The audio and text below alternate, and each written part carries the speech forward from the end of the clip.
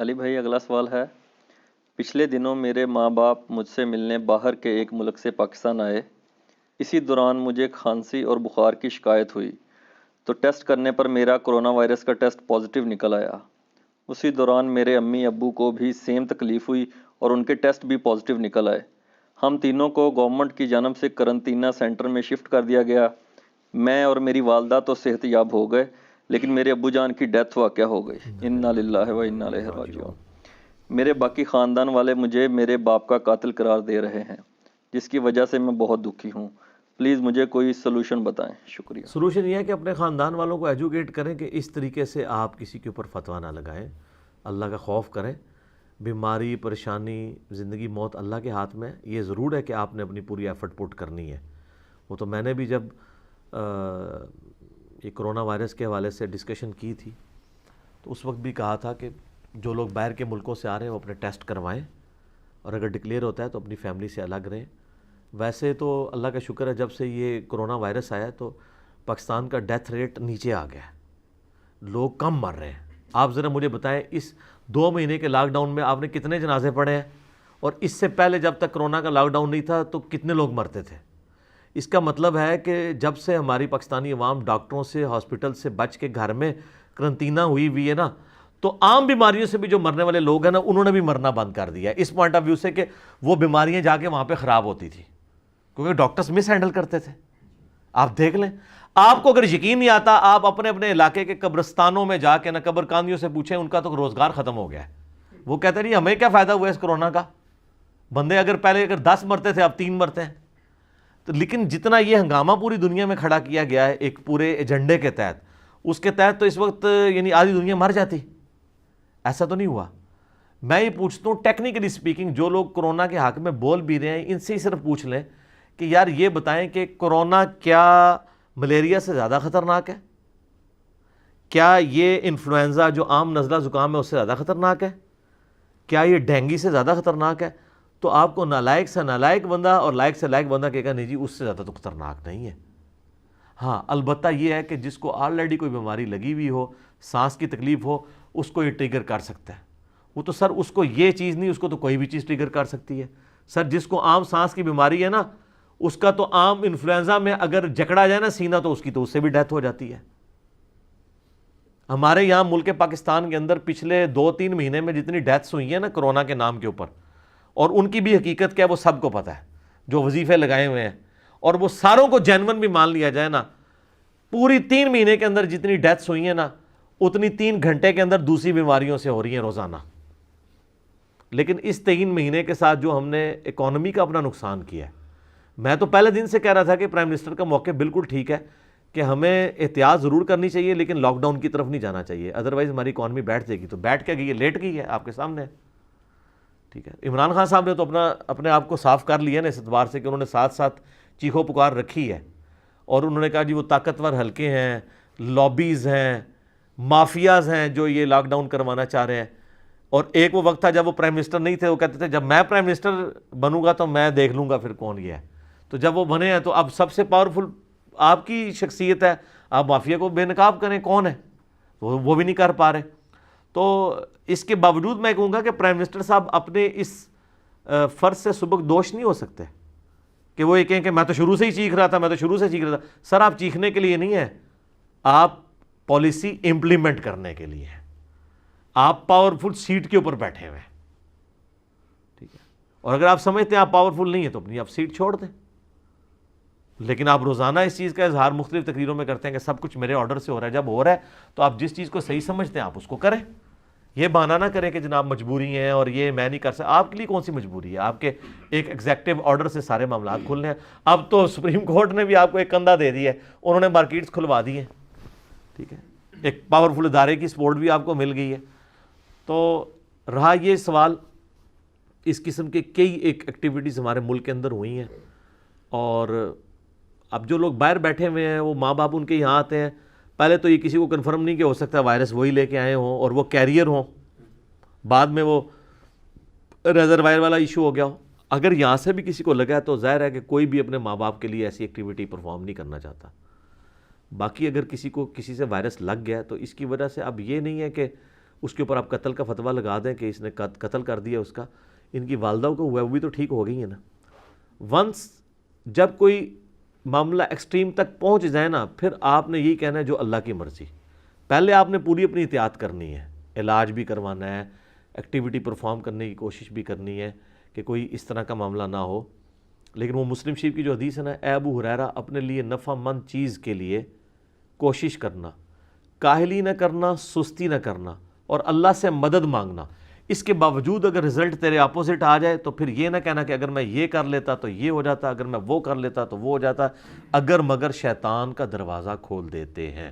یہ مسلم شریف میں تقدیر والے چیپٹر کتاب القدر کے اندر آخری حدیث امام مسلم لے کے ہیں.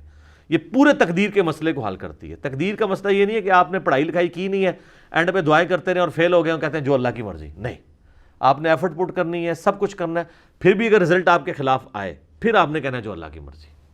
یہاں پہ بھی انہوں نے علاج کرایا, سب کوشش کی, الٹیمیٹلی یہ ہو گیا. اور پھر اب ان کے ریلیٹیوز ان کو یہ مردہ الزام ٹھہرا رہے ہیں, تو ان کو کہیں کہ یہ ایکٹیویٹی آپ نہ کریں. اگر آپ مسلمان ہیں تو آپ کا یہ یقین ہونا چاہیے. قرآن حکیم میں سب سے زیادہ شد و مت کے ساتھ یہی ٹاپک ڈسکس ہوا ہے کہ زندگی موت کا مالک اللہ ہے.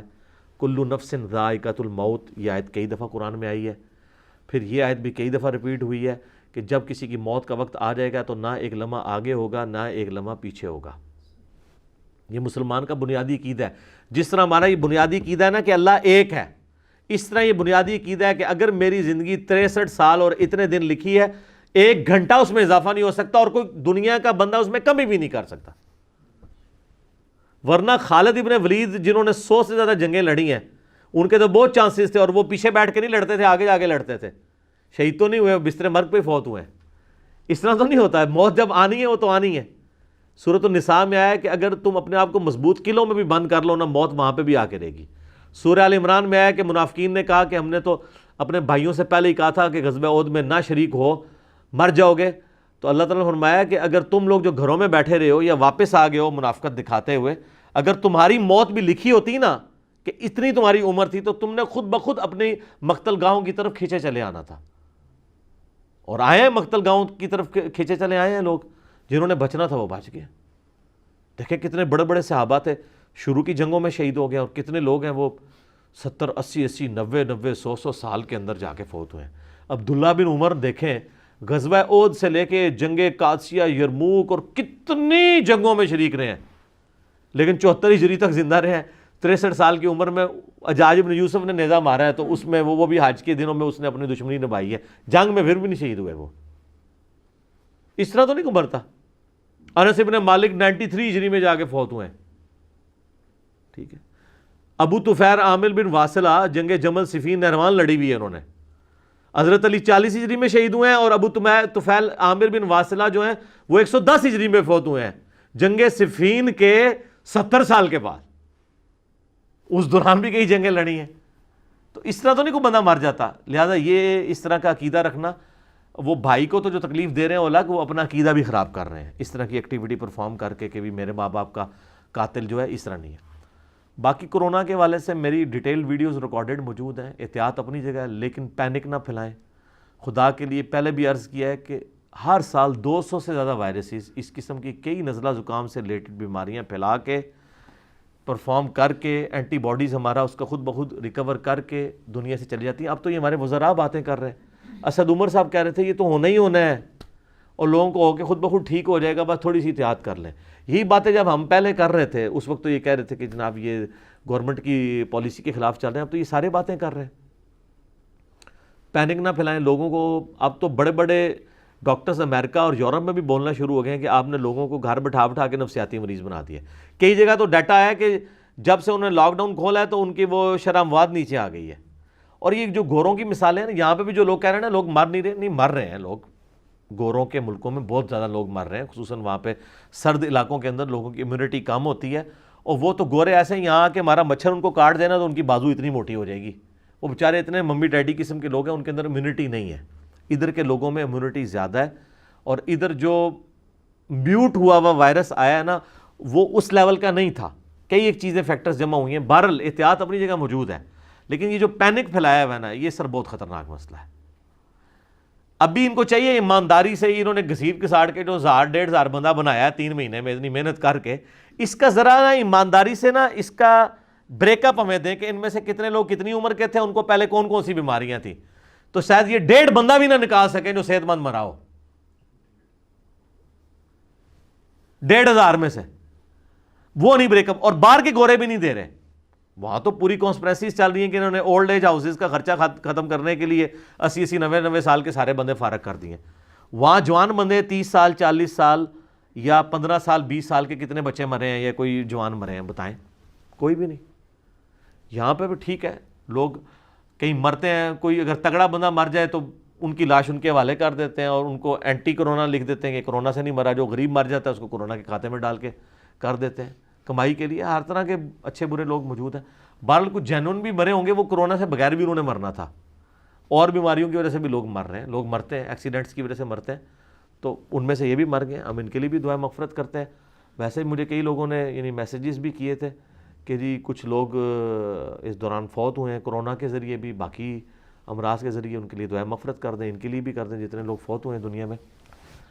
اللہم انی اسألک بانک انت اللہ لا الہ الا انت الاحد الصمد الذی لم یلد ولم یولد ولم یکن له کفوا احد، اللہم صلی علی محمد وعلی آل محمد، اللہم اغفر لحینا ومیتنا وشاہدنا وغائبنا وصغیرنا وکبیرنا وذکرنا وانثانا، اللہم من احییتہ منا فاحیہ علی الاسلام ومن توفیتہ منا فتوفہ علی الایمان۔